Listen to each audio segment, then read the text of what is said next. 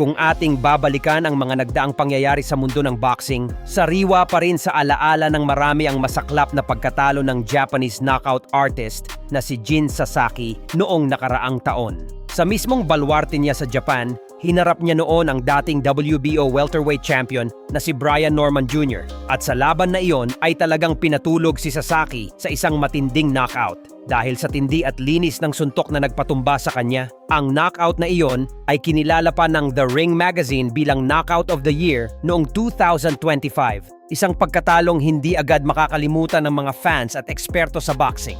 Subalit nitong Biyernes lamang, ipinakita ni Jin Sasaki na hindi doon nagtatapos ang kanyang kwento. Muling bumalik sa ibabaw ng lona ang Japanese brawler at agad niyang pinatunayan kung bakit siya itinuturing na isa sa may pinakamabigat na kamao sa Japanese boxing scene. Sa kanyang comeback fight, nakaharap niya ang ating kababayang si Marlon Pagalpalan.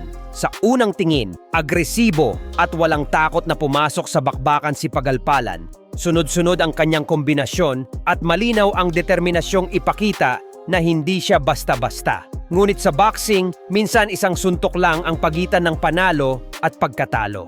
Sa isang eksaktong bitaw ni Sasaki, agad bumagsak si Marlon sa lona. Hindi na siya nakabawi pa, kaya napilitan ng referee na itigil ang laban sa ikalawang round, na nagresulta sa panalo ni Sasaki via second round technical knockout.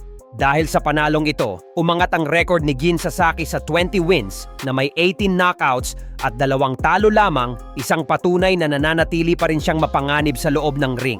Samantala, para naman kay Marlon Pagalpalan, bumagsak ang kanyang record sa 13 wins na may 6 na knockouts at 5 talo.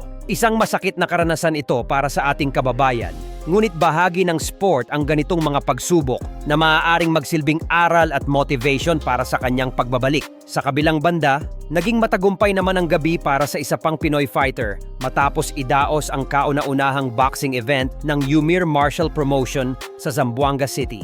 Tampok sa event ang undefeated knockout artist na si Jun Mindoro na agad namang sinuklian ng aksyon ang tiwala ng mga fans. Hinarap niya ang Indonesian fighter na si Willem Rake at mula pa lamang sa unang round ay malinaw na kontrolado ni Mindoro ang laban. Sa ikalawang round, isang malinis at mabigat na body shot ang tumama kay Rake na agad nagpaikot ng kanyang katawan sa sakit. Hindi na siya nakabangon, dahilan upang ideklara ang panalo ni Mindoro via second round knockout. Sa panalong ito, nanatiling perpekto ang record ni Jun Mindoro na 16 wins with 16 knockouts at wala pang natitikmang pagkatalo, isang bihirang achievement na lalong nagpatibay sa kanyang reputasyon bilang isang tunay na knockout artist. Samantala, si Willem Rake ay bumagsak naman sa 22 wins na may 6 na knockouts at 35 losses, isang malinaw na indikasyon ng hirap na dinaanan niya laban sa mas bata at mas sariwang kalaban.